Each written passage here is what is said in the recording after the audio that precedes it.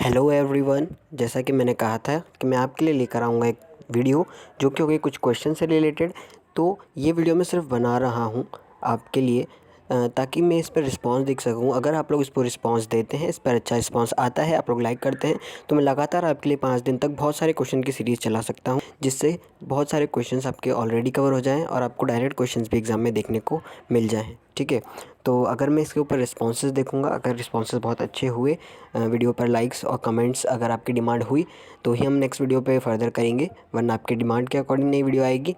ठीक है, तो इस वीडियो में मैं लेकर आया हूँ आपके लिए थर्मोडायनामिक्स चैप्टर के। थर्मोडायनामिक्स ऐसा चैप्टर है जो हमारे फिज़िक्स में भी है और साथ ही साथ में हमारे केमिस्ट्री के पोर्शन में भी है। ठीक है, और दोनों में ऑलमोस्ट सेम ही है। ठीक है, आप ज़्यादा डिफरेंस नहीं पाएंगे, बस डिफरेंस इतना है कि जो फिज़िक्स है उसके अंदर कुछ इंजन्स के बारे में, उनकी एफिशिएंसी के बारे में और ऐसे ऐसे कुछ टॉपिक्स हैं।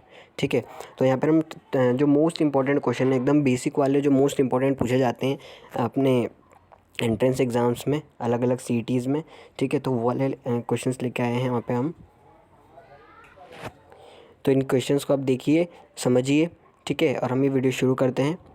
आपने अगर अब तक चैनल को सब्सक्राइब नहीं किया तो सब्सक्राइब कर दें, बेल नोटिफिकेशन को ऑन कर दें और हमारे साथ बने रहें CET 2021 का रिज़ल्ट आने तक सारे अपडेट और नोटिफिकेशंस के साथ। ठीक है, तो चलिए शुरू करते हैं। तो देखिए, सबसे पहले क्या है यहाँ पर कि पहला जो क्वेश्चन है वो है absolute temperature for triplet point of water is. Water का जो ट्रिपलेट पॉइंट होता है, ठीक है, वाटर का ट्रिपलेट पॉइंट क्या होता है? वाटर का ट्रिपलेट पॉइंट हमने एक ग्राफ पढ़ा था फिज़िक्स के अंदर। ठीक है, हमने एक ग्राफ पढ़ा था फिज़िक्स के अंदर, उसमें हम एक ग्राफ बनाते थे जहाँ पर फ्रीजिंग पॉइंट, बॉइलिंग पॉइंट, ये जो तीनों पॉइंट के जो कर्व्स थे वो आके एक पॉइंट पे मिलते थे, उस पॉइंट को हम कहते थे ट्रिपलेट पॉइंट। ठीक है, जो ट्रिपलेट पॉइंट पर है ना, जो एब्सोल्यूट टेम्परेचर होता है वाटर का, वो होता है 0 डिग्री सेल्सियस। ठीक है, और 0 डिग्री सेल्सियस बेसिकली किसके इक्वल होता है? वो होता है हमारा 273.16 केल्विन। ठीक है, तो ये आपको डायरेक्टली याद रखना है कि जो एब्सोल्यूट टेम्परेचर है ट्रिपलेट पॉइंट पे वाटर का, वो होता है 0 डिग्री सेल्सियस, यानी 273.16 केल्विन, या फिर ये राउंड ऑफ करके आपको 273 केल्विन भी वहाँ पर दिखा सकता है। ठीक है, तो आपको यहाँ पर अगर डिग्री सेल्सियस के फॉर्म में ऑप्शंस मिले तो आपको 0 डिग्री सेल्सियस लगाना है, और अगर केल्विन के रूप में मिले तो आपको लगाना है 273 केल्विन, और जो एग्जैक्ट वैल्यू होती है केल्विन की वही होती है 273.16 केल्विन। ठीक है, तो ये एब्सोल्यूट टेम्परेचर है ट्रिपलेट पॉइंट पर वाटर का। ठीक है, इसके बाद हम चलते हैं नेक्स्ट क्वेश्चन की तरफ। सो चलिए चलते हैं नेक्स्ट क्वेश्चन की तरफ। तो जो सेकंड क्वेश्चन है वो ये है कि in irreversible process the entropy of system. ठीक है, तो बहुत ही इंटरेस्टिंग क्वेश्चन है ये। अब आपको देखना पड़ेगा, यहाँ पर ध्यान देना पड़ेगा, बहुत से बच्चे इसमें गलती करते हैं। ठीक है, अब जब भी क्या होता है कि हम लोग जब भी कोई रिएक्शन होती है, ठीक है, कोई भी प्रोसेस होती है, कहीं पे भी सिस्टम में वर्क डन और हीट एनर्जी का चेंज होता है, तो वहाँ पर जब भी आपको रिवर्सिबल प्रोसेस मिल जाए, रिवर्सिबल प्रोसेस मतलब कि वो क्या हो गया, इन इक्विलिब्रियम। ठीक है, तो जब भी वो इक्विलिब्रियम में हो तब हमको पता है कि जो एंट्रोफी है, एंट्रोफी इन द सेंस एनर्जी है सिस्टम की, वो जो होती है वो क्या होती है? कांस्टेंट होती है। क्या होती है? Constant, it remains constant. But यहाँ पर केस क्या है कि यहाँ पर जो केस हमको दिया गया है वो हमको कहा गया है इरिवर्सिबल प्रोसेस का। ठीक है, तो इरिवर्सिबल प्रोसेस में बेसिकली क्या होता है कि हमारा जो है एक साइड ही रिएक्शन होती है, एक साइड ही ट्रांसफ़र होती है, तो उस केस में जो होती है हमारी एंट्रोफी वो इंक्रीज़ करती है। क्या करती है? वो हमारी एंट्रोफी इंक्रीज़ करती है। तो ये चीज़ हमको याद रखना है कि इरिवर्सिबल के केस में जो आंसर होगा वो होगा C, that is increases, and in the case of equilibrium that is in reversible process the entropy remains constant, so you have to remember it. Okay, coming to the next question. In irreversible process the entropy of system, I'm sorry, the question get repeated. Coming to the next question. Cloud formation in the atmosphere is an example of। ठीक है, तो जो cloud formation होता है atmosphere में वो किसका एक एग्जांपल है? ठीक है, अब देखो यहाँ पर चारों ऑप्शन है ना। अब आपको सोचना पड़ेगा क्या। आइसोथर्मल प्रोसेस वो होती है जिसमें टेम्परेचर कांस्टेंट होता है। ठीक है, क्या होता है? Temperature constant. एडियाबैटिक प्रोसेस वो होती है जिसमें हीट का एक्सचेंज नहीं होता है, ना हीट को दिया जाता है ना हीट को लिया जाता है, दोनों का एक्सचेंज नहीं होता है। आइसोबारिक प्रोसेस वो होती है जहाँ पर हमारा क्या कांस्टेंट होता है? प्रेशर कांस्टेंट होता है। ठीक है, प्रेशर हमेशा कांस्टेंट होता है, no change in pressure. And the isochoric process is that where the volume is constant. what is constant? Where the volume is constant. So what in this process what we have to say is the cloud formation in the atmosphere is an example of, तो answer होगा जो इसका वो होगा हमारा adiabatic process. क्या होगा? Adiabatic process. क्योंकि आपको याद रखना है कि क्लाउड फॉर्मेशन जब भी होता है एटमॉस्फेयर में, तो वहाँ पर कोई भी हीट का एक्सचेंज नहीं होता है। ठीक है, ये हमको एक उसके एप्लीकेशन में दिया हुआ था हमारे बुक में डायरेक्टली, कि जो एडियाबैटिक प्रोसेस होता है उसके एग्जांपल में दिया था कि क्लाउड फॉर्मेशन इन एटमॉस्फेयर। ठीक है, तो आपको डायरेक्टली याद रखना है कि एडियाबैटिक प्रोसेस होता है वो क्लाउड फॉर्मेशन में कभी भी एक्सचेंज ऑफ हीट नहीं होता है। चलते हैं नेक्स्ट क्वेश्चन की तरफ। तो नेक्स्ट क्वेश्चन क्या है? The change in entropy of the system is given by. ठीक है, तो जो चेंज इन एंट्रोफी होता है सिस्टम में, उसको कैसे हम देते हैं? Delta Q by T. किससे देते हैं? Delta Q by T. तो ये it is basically change in heat per unit time. ठीक है, तो आपको क्या क्या देखना पड़ेगा कि जो एंट्रोफी है सिस्टम की, जो एंट्रोफी है वो क्या है एक्चुअली? वो है हमारे कि हीट में क्या चेंज हो रहा है किसी बॉडी के टाइम के रिस्पेक्ट में। ठीक है, तो जो हमारा वो होता है चेंज इन एंट्रोफी, वो किससे गिवन होता है? Delta Q by delta T, delta Q by that is T. Okay, तो जो टाइम के रिस्पेक्ट में जो हमारा हीट चेंज होता है किसी भी सिस्टम में, वही हमारा क्या होता है? Change in entropy. ठीक है, तो आई होप आपको ये याद हुआ। Next question.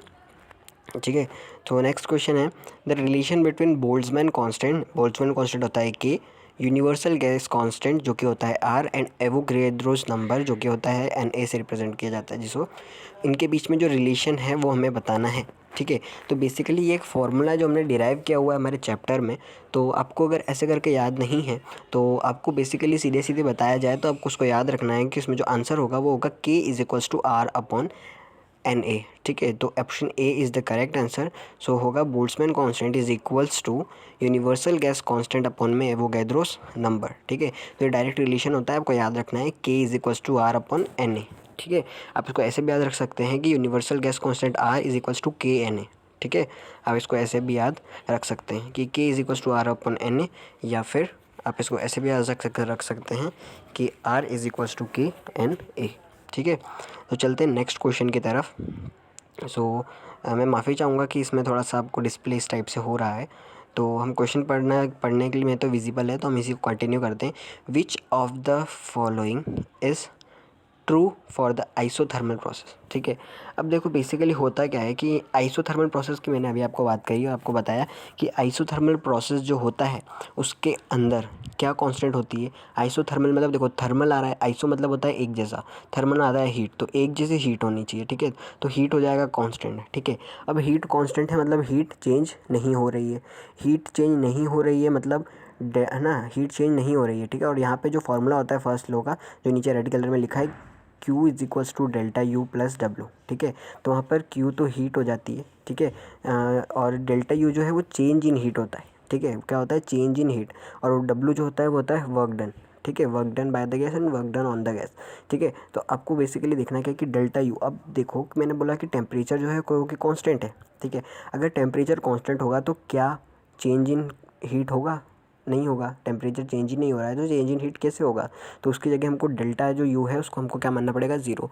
और जब डेल्टा यू की वैल्यू ज़ीरो आएगी तो इसका आंसर क्या हो जाएगा? Q is equals to W. So option C is the correct answer, that is Q is equals to W. ठीक है, coming to the next question, the efficiency of petrol engine is from. जो petrol engine की efficiency होती है वो कहाँ से कहाँ तक की होती है? तो आप इसको याद कर लीजिए, बहुत ही इंपॉर्टेंट है, बहुत से एग्जाम से पूछा जाता है यहाँ तक कि JEE एग्ज़ाम में भी इसको एक बार पूछ लिया गया था डायरेक्टली। ठीक है, और आपको ये सिर्फ याद रखने वाली चीज़ें, आप इसको याद करें, एक बार आप इसको पढ़ लेंगे तो आपको ऑप्शन देख के बाद में याद आ जाएगा, जो कि होती है 25% टू 30%। क्या होती है? 25% टू 30% होती है पेट्रोल इंजन की जो एफिशिएंसी है वो। और आपको पता होगा कि किसी की भी एफिशिएंसी 100% नहीं होती है। ठीक है, तो इसको भी आपको याद रखना कि किसी भी की भी जो एफिशिएंसी है वो 100% नहीं होती है, हमेशा 100% से क्या होती है? कम होती है। ठीक है, nothing is having efficiency that is 100%. So coming to the next question, the value of gamma, the value of gamma for diatomic gas। ठीक है, तो आपको याद रखना है ये डायरेक्टली जो डायटोमिक गैस है उसके लिए जो गामा की वैल्यू होती है वो कितनी होती है? 1.40। ठीक है, इसको आप डायरेक्टली याद रखना है 1.40। आप इसको 3 बार पढ़ लेंगे तो आपको ऑप्शन बाद में दिक्कत याद आ जाएगा। ये जो गामा की वैल्यू होती है डायटोमिक गैस के लिए वो होती है 1.40, एक थियोरेटिकल वैल्यू है जिसको आपको डायरेक्टली लर्न करना है। ठीक है, तो फिर आज की जो है आज की इस वीडियो के लिए इतना ही। मैं उम्मीद करता हूँ कि आपको समझ में आया होगा। आप इंटरेस्ट दिखाएंगे तो हम आगे और वीडियो बनाएंगे। आशा करता हूँ आपकी तैयारी अच्छी चल रही होगी। आपके पेपर के लिए शुभकामनाएं। आप सबके पेपर बहुत अच्छे जाएँ, भगवान करें, और आप मेहनत करते रहें। और आप कुछ ही दिन बचे हैं तो आप रिवाइज़ करते रहें अपने टॉपिक्स को और आराम से फोड़ के आएँ। धन्यवाद।